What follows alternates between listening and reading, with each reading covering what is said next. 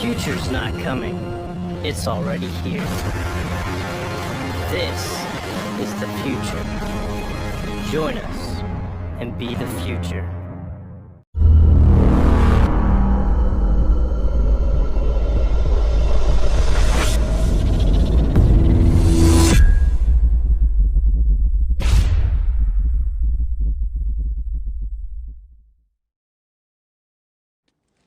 Good morning! Morning!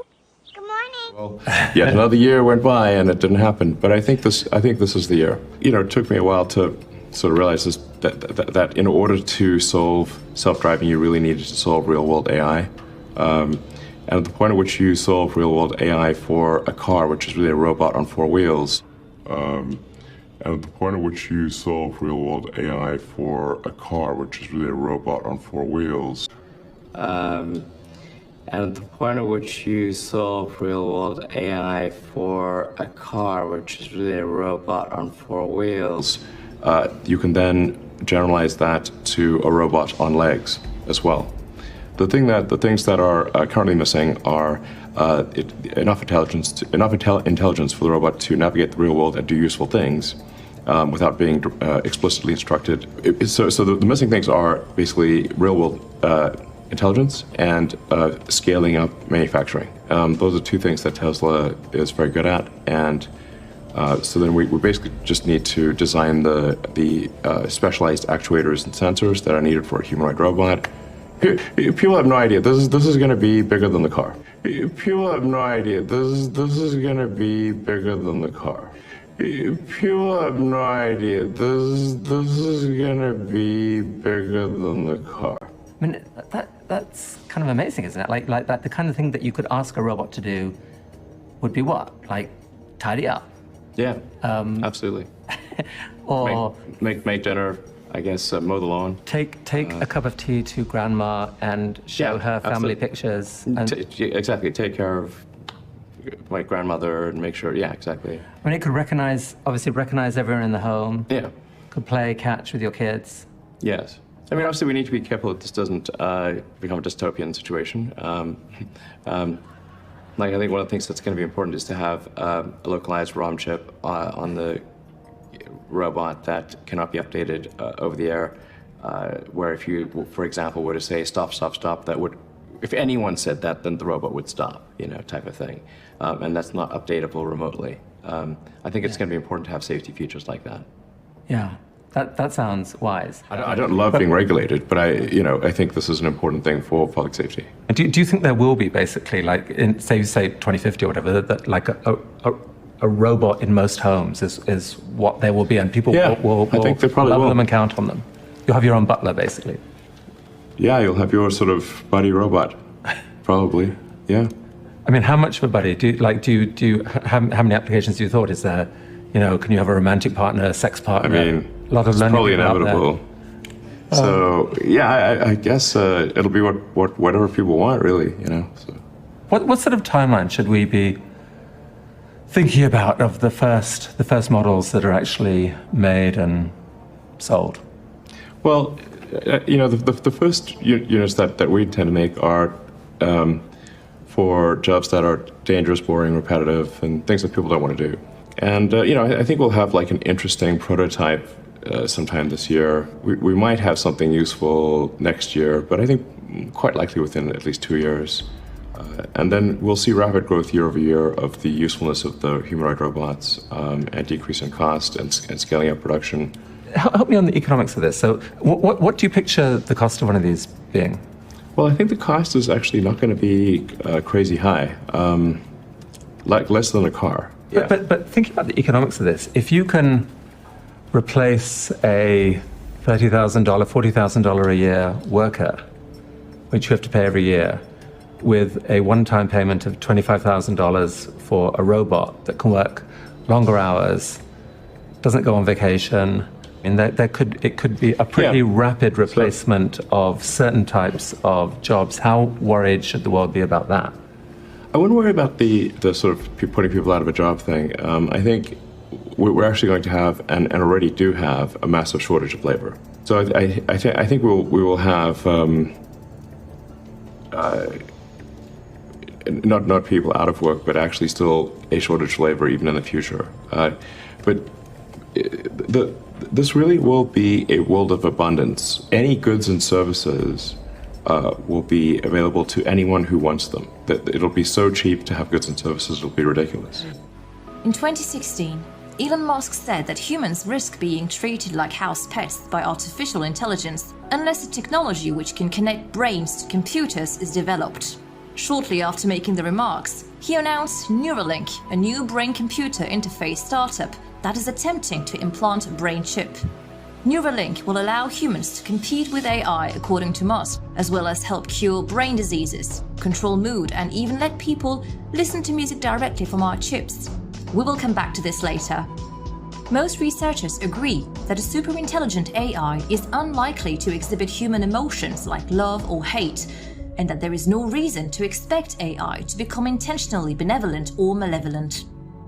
Instead, when considering how AI might become a risk, experts think of two scenarios mostly. The first scenario is programming AI to do something destructive. Autonomous weapons, for example. In the hands of the wrong person, these weapons could easily cause mass casualties. The most serious problem is avoiding being thwarted by the enemy. These weapons would be designed to be extremely difficult to simply turn off, so humans could possibly lose control of such a situation. The second scenario is programming AI to do something beneficial, but it develops a destructive method for achieving its goal. This can happen whenever we fail to fully align the AI's goals with ours, which is strikingly difficult. If you ask an obedient, intelligent car to take you to the airport as fast as possible, it might get you there chased by helicopters and covered in vomit, doing not only what you wanted, but literally what you asked for. Many widely regarded scientists like Stephen Hawking, Steve Wozniak, and Bill Gates have already expressed their concerns that superintelligent AI could escape our control and move against us. In 2016, Microsoft had set up an AI chatbot called Tay on Twitter. Tay was programmed to tweet and learn from what was being sent to it from other Twitter users. The more you chatted with it, the smarter it got, learning to engage with people through casual and playful conversation. Pretty soon, people started tweeting the bot with all sorts of inflammatory remarks, and Tay started repeating these sentiments back to users. Microsoft literally had to pull Tay off the internet only 16 hours after its launch, and nobody had foreseen this. Elon Musk warns that humans risk being overtaken by artificial intelligence by 2025. This prediction marks a significant revision of previous estimations of the so-called technological singularity, when machine intelligence surpasses human intelligence and accelerates at an incomprehensible rate. The singularity is a hypothetical era in the future where our intelligence will become increasingly non-biological and trillions of times more powerful than it is today. The dawning of a new civilization that will enable us to transcend our biological limitations and amplify our creativity. Ray Kurzweil previously had said that by the year 2045, we'll be experiencing the greatest technological singularity in the history of mankind, the kind that could overturn the institutes and pillars of society. Kurzweil believes that we will get to the singularity by creating a superhuman AI. Irrespective of whether we believe that the singularity will happen or not, the very thought raises many concerns, critical security risks, and uncertainties for the future of humanity. This forces us to begin a conversation with ourselves and with others about what we want as a species. I do not think that a robot could ever be conscious, unless they programmed it that way. On May 11, 1997, Deep Blue, a computer program, beat chess grandmaster Garry Kasparov. But after his defeat, Kasparov has created a new kind of chess contest, ones in which humanoid and computerized players collaborate. In this sort of a collaboration, the computer provides rapid computations of possible moves, and the human needs to pick the best option. Together, the two create a centaur, a mythical creature that combines the best traits of two different species, a superhuman, if you will. This is what Elon Musk is trying to accomplish with his neuroscience startup Neuralink. I think it's incredibly important that AI not be other. It must be us. And I could be wrong about what I'm saying. I'm certainly open to ideas if anybody can suggest a path that's better. But I think we're really going to have to either merge with AI or be left behind. The company aims to implant wireless brain-computer interfaces that will link human brains directly to computers. For Musk, brain-computer interfaces are the only way the human race will survive, given the ongoing encroachment of AI. Implanted via injection, a grid of wires only a few millimeters across can insinuate itself with living neurons, offering a way for electronics to interface with your brain activity. Does this mean we are turning into cyborgs? A lot of the concerns about AI actually started with the people who are developing the technology. Musk recently said his top concern is DeepMind, the secretive London AI lab owned by Google. DeepMind operates as a semi-independent subsidiary of Google. The thing that makes DeepMind unique is that DeepMind is absolutely focused on creating digital superintelligence, an AI that is vastly smarter than any human on Earth and ultimately smarter than all humans on Earth combined. DeepMind's AI has administrator-level access to Google's servers to optimize energy usage at the data centers. However, this could be an unintentional Trojan horse.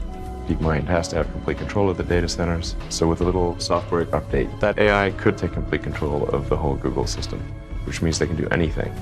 They can look at all your data, they can do anything.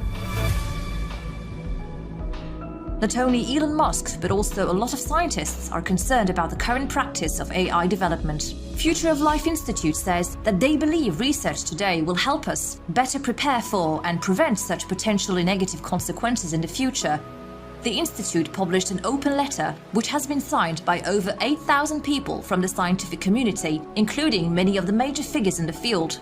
The letter gave a palpable sense of shared mission. A major change is coming, over unknown timescales but across every segment of society, and the people playing a part in that transition have a huge responsibility and opportunity to shape it for the best. Ultimately, Musk seems determined about using it for the benefits of humanity. We're rapidly headed towards digital superintelligence that far exceeds any human. I think it's very obvious.